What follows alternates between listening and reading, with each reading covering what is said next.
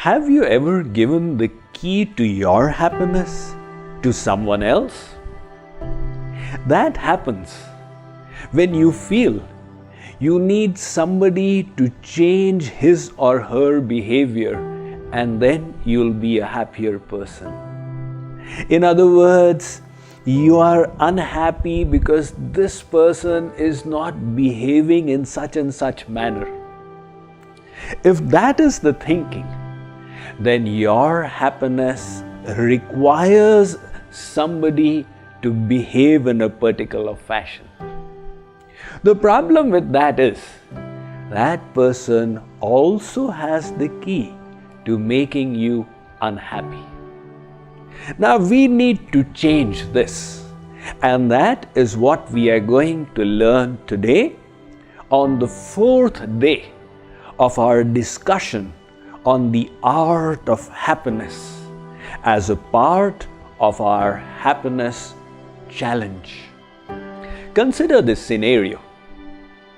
You had a morning 8:30 appointment with your boss, and your alarm failed to ring. You woke up late, and when you wanted to enter the bathroom, your family member was already there and took excessive time. Finally, when you sat in the car and reached the highway, you discovered there was a traffic jam because of an accident. And when you reached your boss's office, you were 45 minutes late. Your boss gave you a piece of his mind, because of which you became extremely miserable that day. Now, whom would you blame for your misery? Your boss who scolded you? The cars which had an accident? Or your spouse who took too much time in the washroom? Or that stupid alarm clock which did not ring on this day? Actually, none of them are responsible for your unhappiness. Why? Because your sentiments do not have to hinge upon the external circumstances. You can choose happiness no matter what. Let me share with you a revealing story in regard to this, which I love very much. Viktor Frankl was an Austrian Jew. He was also a practicing psychologist and had written a paper that Sigmund Freud, the senior psychologist and father of psychoanalysis, had gotten published. However, during the Second World War, when Hitler was rounding up the Jews in Europe and throwing them into concentration camps, Viktor Frankl, along with his wife and daughters and brothers, was thrown into the worst of these camps, the Auschwitz camp. There he was separated from his wife and daughters, and later on came to know that they had died. He describes the wretched conditions in that prison. He says, we used to be forced to walk through the night without wearing clothes, unsure whether we would be alive the next day or not. However, in that situation, he discovered he had one freedom that nobody, absolutely no one, could take away from him. That was the freedom to choose to be happy. He decided to exert it, and he would be found smiling, even laughing, by the guards of the prison. They were astonished.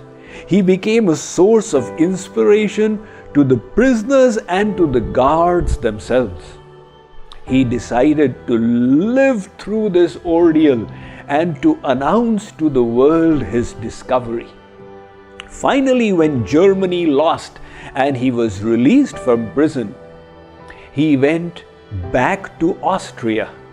He wrote a book, Man's Search for Meaning in Life, which was translated in 29 languages of the world. He began touring and lecturing around the world and received honorary doctorate degrees from scores of universities. His personal experience relates that difficult circumstances may come upon us, but it does not mean that we have to be miserable. As the saying goes, pain is inevitable, misery is an option. So when we feel unhappy, our natural tendency is to play the blame game. My unhappiness is because of so and so. Until that person changes, how can I be happy? And in doing so, we have placed the key of our happiness in the hands of that person. People who think in this manner, they feel desperate because they need external circumstances to change, and these situations are not necessarily in their hands. However, when we decide that I am in charge of my own emotions, when we decide that I need to stop playing the blame game, it is then that we take responsibility of our moods, and then slowly we start mastering our own mind. If I am unhappy, I alone am responsible for it, and I need to change my emotions. That is when we start progressing on our inner journey to becoming better and happier people. In this Art of Happiness series, on the 4th day of the Happiness Challenge, I hope that you have already started utilizing the tools that we had discussed yesterday. So, the important homework for us to implement today then is to decide, I will not blame anybody for my unhappiness.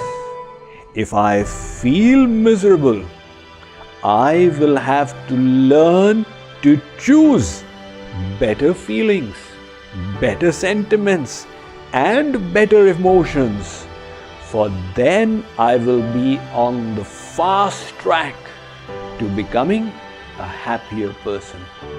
What do we need to do subsequent to this? We will discuss tomorrow on day 5 of this Happiness Challenge. When the focus is what I can receive in a relationship, relationships become very suffocating. When the focus is what I can give, relationships become liberating. Go into your marriage looking at what you can give and not what you can receive, and you will have a loving, lovely, lovable marriage. 2 definite ways by which you can remain unhappy in your life. You want? Because all through I've been teaching you to be happy, it's not working. Now I'll teach you how to be unhappy in life. 2 definite ways by which you can always remain unhappy in life. 1, try to make everybody happy. As long as you want everybody to be happy with you, be sure about it. One person is never going to be happy in life, and that's you.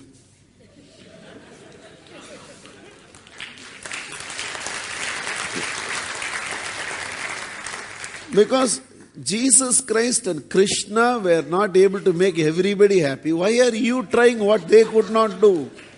No, it doesn't happen.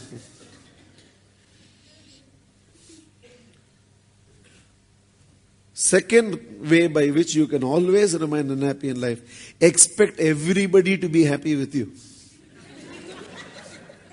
Galini. Whoever you are, everybody will not be happy with you. Again, same thing. Everybody was not happy even with a Jesus Christ. How they will be happy with you? Everybody was not happy even with a Mahatma Gandhi. How they will be happy with you? Superstars and mega stars and little stars and shining stars have come and gone. And everybody is not happy with them. How everybody will be happy with you? One of the reasons most of you are unhappy is because you somehow want to make everybody happy, and whoever is not happy in the process, you become unhappy. Or you want everybody to be happy with you, and whenever you come to know somebody is not happy with you, you become unhappy. Two definite ways to remain unhappy in your life. One, expect to make everybody happy. Two, expect everybody to be happy with you.